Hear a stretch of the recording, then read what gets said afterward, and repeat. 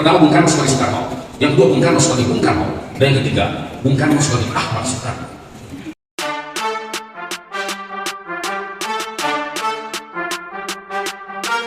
Yang terhormat Ketua dan Sekretaris Menteri Alauddin Makassar, yang terhormat Rektor dan para Wakil Rektor Universitas Islam Negeri Alauddin Makassar. Orasi ilmiah terkait dengan sebuah gagasan yang pernah dilontarkan salah seorang pemimpin bangsa itu tentang ketuhanan yang berbudayaan dalam timbangan filosofi akademis. Gagasan Bung Karno untuk Indonesia inklusif, moderat dan toleran. Bapak Ibu yang mulia, setidaknya ada 3 jejak nama yang disematkan kepada Bung Karno. Pertama, Bung Karno sebagai Soekarno. Yang kedua, Bung Karno sebagai Bung Karno. Dan yang ketiga, Bung Karno sebagai Ahmad Soekarno. Bung Karno sebagai Soekarno, beliau disebut sebagai proklamator kemerdekaan Republik Indonesia 1745. Bung Karno sebagai Bung Karno disebut sebagai seorang ideolog, pemuka pemikir ternama Indonesia dan menggali Pancasila. Saudara Bung Karno sebagai Ahmad Soekarno, beliau adalah seorang pemikir Islam progresif yang memberikan satu inspirasi pemikiran inklusivitas Islam, moderasi dan juga toleransi. Bapak Ibu yang terhormat, saya ingin mengetengahkan perspektif kebudayaan. Ketika Bung Karno dalam pidato 1 Juni tahun 1945 di hadapan sidang BPUPK, beliau mengatakan apa sebagai ketuhanan yang berbudayaan. Ini adalah merupakan satu jejak intelektual yang kalau dikategorikan ke dalam 3 sosok lama tadi, maka ini lebih kepada Soekarno sebagai Ahmad Soekarno. Saya ingin meletakkan bahwa beliau sebenarnya pemikir Islam progresif, sehingga stigma-stigma yang berkembang di luar, beliau mempunyai pemikiran ke kiri-kirian atau ke kanan-kananan, itu terbantahkan hari ini dengan memberikan satu apresiasi bahwa beliau sebenarnya seorang pemikir Islam progresif yang mengembangkan pemikiran-pemikiran inklusif, toleran dan modern.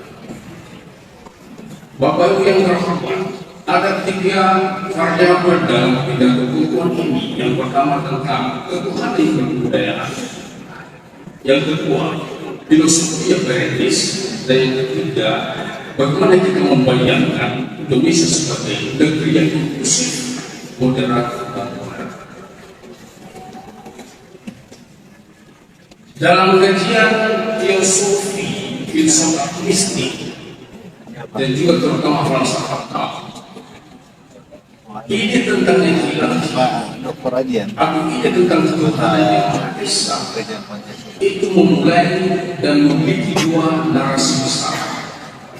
Narasi pertama yang disebut dengan teologi negativa, dan yang kedua adalah teologi yang positif. Apa itu teologi yang positif?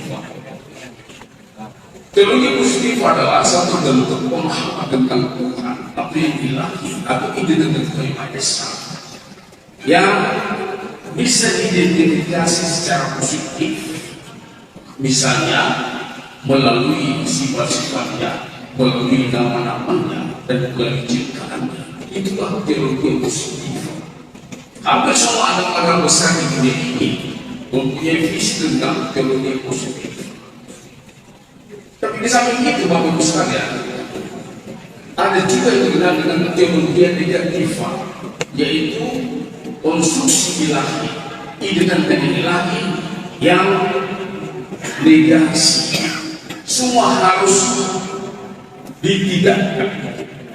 Maka Tuhan adalah zat yang maha tak tercakapkan, yang maha tak terumuskan, yang maha tak tertuliskan, yang maha tidak. Tuhan adalah yang maha tidak.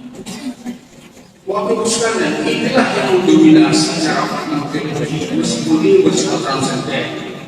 dia berada di langit-langit kita, tetapi inilah yang menjadi tumpuan semua agama-agama besar raksasa di dunia ini, termasuk agama-agama yang tumbuh mekar di Republik Indonesia tercinta. Mulai dari Islam, kemudian Katolik, Kristen, Hindu, Buddha, Konghucu, dan bahkan religi lokal Nusantara. Bapak Ibu sekalian, dalam tradisi pusat mistik Islam, saya ingin mengutip satu pandangan yang sangat jenial, yaitu Ibnu Arabi. Dalam salah satu karya mistika beliau membuat sebuah risalah Asy-Syajaratul Kaun, yang secara artinya pohon kosmik atau pohon realitas.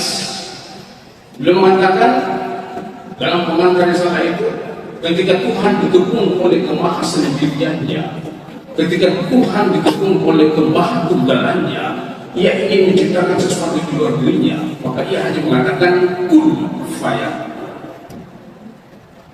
Dalam versi kun fayakun ini beliau mengatakan kun adalah bibit dari seluruh realitas, sementara fayakun adalah manifestasi dan penampakan dari kun itu sendiri. Siapakah itu kun? Dalam pengajaran beliau, itulah Muhammad secara ontologis. Sementara fayakun adalah semesta raya, seluruh bentuk alam, termasuk alam makhluk, alam jalan, dan seterusnya.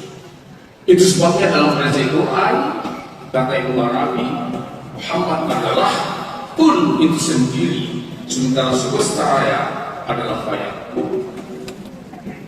Dan Allah menegaskan, wa arsalnaka illa rahmatan lil alamin. Sejatinya Muhammad aku utus menjadi rahmat bagi semesta, karena engkau adalah kun, sementara semesta adalah fayakun.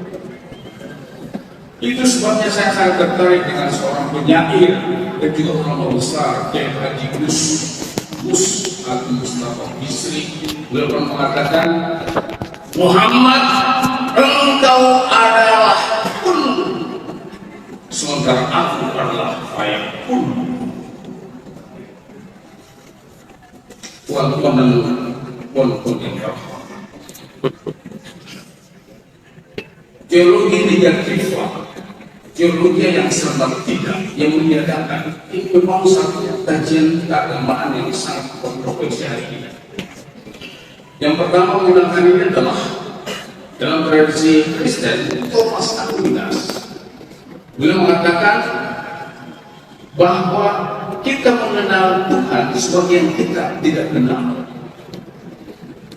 atau mungkin Dionysius, juga salah seorang teolog Kristen, mengatakan bahwa Deus absconditus, bahwa Tuhan yang kita percakapkan ini adalah sesuatu yang terselubung dan bersembunyi di balik dunia. Mungkin itu pula sebabnya seorang teolog besar dari Jerman, Rudolf Otto, pernah mengatakan Tuhan adalah mysterium tremendum et fascinosum. Tuhan itu misteri, Tuhan itu maha rahasia, tapi dia menerbitkan kontradiksi interminis, yaitu dia mencam-cam rasa takut kita dan sekaligus juga menggeledah rasa rindu kita. Jadi Tuhan adalah perpaduan antara rasa takut, horor, dan rasa cinta atau amor.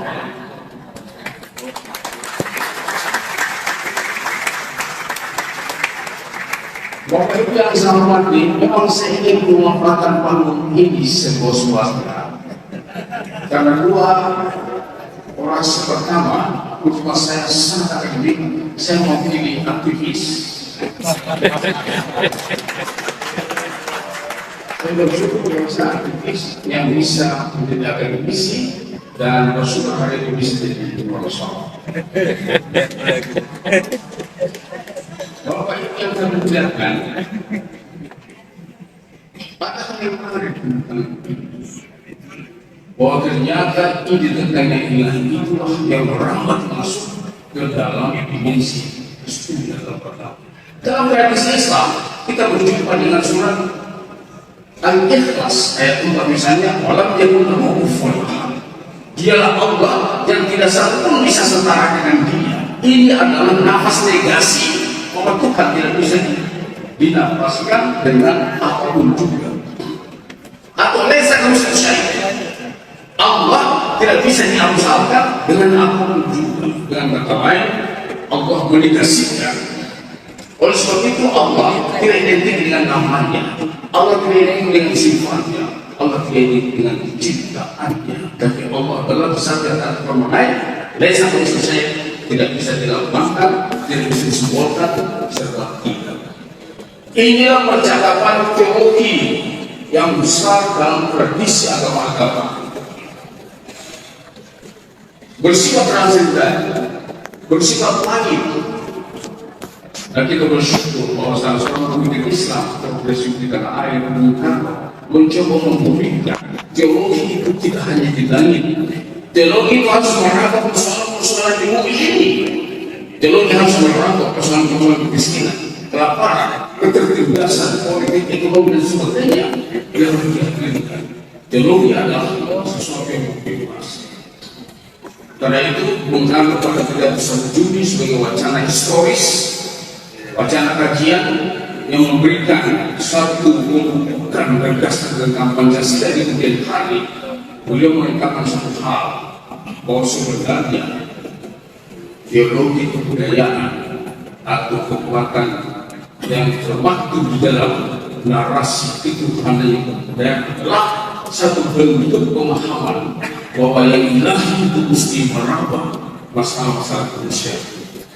Inilah mungkin sesuatu yang tersirat dalam Al-Quran, misalnya dalam surah Al-Baqarah, salah satu ciri berkata ada 3.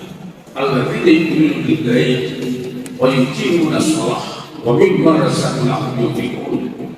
Yang pertama, percaya pada apa yang Tuhan langsung dari Allah yang gaib.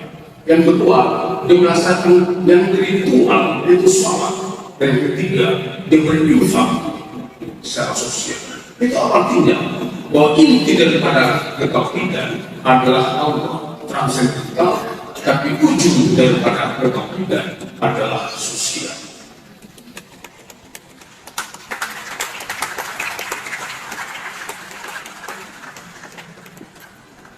Mengapa iman ini tak kembali? Karena pada tahun 1973 muncul apa disebut gerakan pembebasan teologi dari Amerika Latin, dari Gustavo Guterres, seorang teolog Katolik. Sementara dari Islam 1973 muncul pemikir Hasan Hanafi, tokoh yang dikaji oleh tokoh kami. Profesor Yudhian ini mengkaji secara kritis sekali tentang Hasan Hanafi, dan beliau yang mencoba mengurangi tentang teologi bahasa. Jadi buat kami, ketuhanan yang berbudayaan, ketuhanan yang berbudi pekerti hukum, ketuhanan yang berbelas asih, saling menghormati satu sama lain, yang sedang menemukan tahun 45, ultimat saya adalah satu bentuk teologi pembebasan yang melampaui 2 teolog besar dunia, yaitu Guterres maupun Hasan Hanafi. Dan kata lain, kita mengapresiasi percakapan kita hari ini meletakkan Bung Karno sebagai amal Soekarno. Mudah-mudahan ini menjadi satu kontribusi besar untuk spiritual dalam bentuk falsafah. Demikian pidato pertemuan ini Bapak Ibu sekalian, mudah-mudahan ada manfaatnya, dan saya juga ingin menyampaikan ucapan terima kasih